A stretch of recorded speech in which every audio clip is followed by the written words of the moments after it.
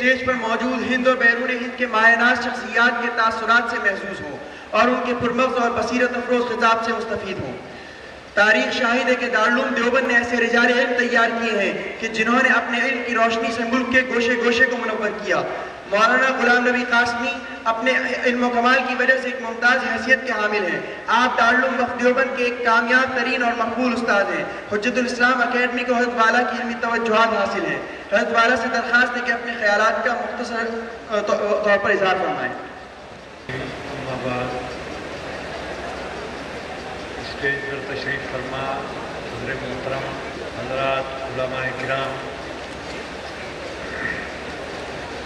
حجت الاسلام اکیڈمی دارالعلوم وقف دیوبند کا ایک تحقیقی شعبہ ہے اور اللہ کے فضل و کرم سے اس شعبے کی ایک مؤثر، فعال اور انتہائی ایک تعمیری کاوش آپ کے سامنے سلسلہ تصانیف اور مطبوعات کی شکل میں آپ کے سامنے آئی ہے۔ بدلتے ہوئے زمانے میں اور نئے نئے حالات کے اندر نت نئے مسائل میں اسلام کو عصری اسلوب میں اور حجت الاسلام مولانا محمد قاسم نانوتوی کی اس جامع، معتدل، متوازن اور معقول فکر کو پوری دنیا میں پہنچانے کے لیے انشاءاللہ العزیز ہمارا یہ سلسلہ جو حجت الاسلام اکیڈمی کے ذریعے سے قائم ہوا ہے، انشاءاللہ یہ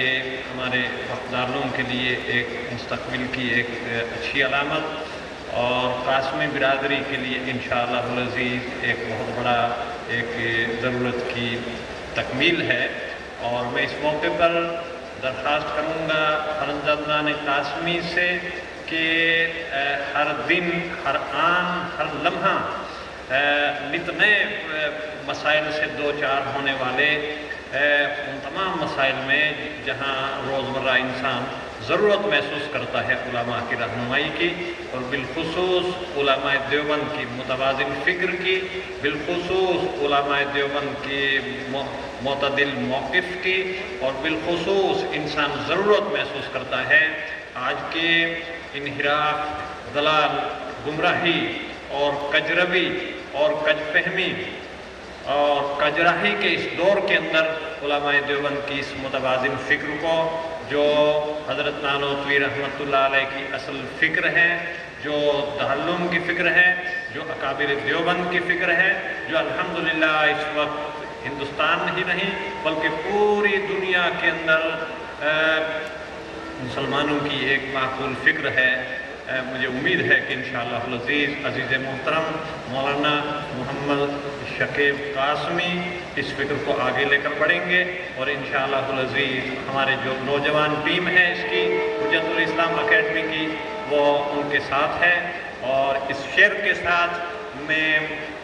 یہ دعا بھی دیتا ہوں اور اس کے ساتھ قاسمی برادری سے بھی اپیل کرتا ہوں کہ اس سلسلے میں اگر اس کام کو آپ مفید سمجھتے ہیں، اس کی افادیت کے پیچھے آپ نے رائے گرامی کا وزن ڈالے اور اس کی افادیت کو کی تشجیع، تحسین اور تائید کی آپ سے ہم امید رکھتے ہیں۔ جلال آتش برق و سحاب پیدا کر، اجل بھی کانپ اٹھے وہ شباب پیدا کر، اجل بھی کانپ اٹھے وہ شباب پیدا کر، تیرے خرام میں ہے زلزلوں کا راز پنہاں، ہر ایک گام پر ایک انقلاب پیدا کر، ہر ایک گام پر ایک انقلاب پیدا کر، تیرا شباب امانت ہے ساری دنیا میں، تو اس زار جہاں میں گلاب پیدا کر۔ ان اشعار کے ساتھ استقبال بھی کرتا ہوں اور مبارکباد بھی دیتا ہوں فاضل نوجوان کو۔ وآخر دعوانا الحمدللہ۔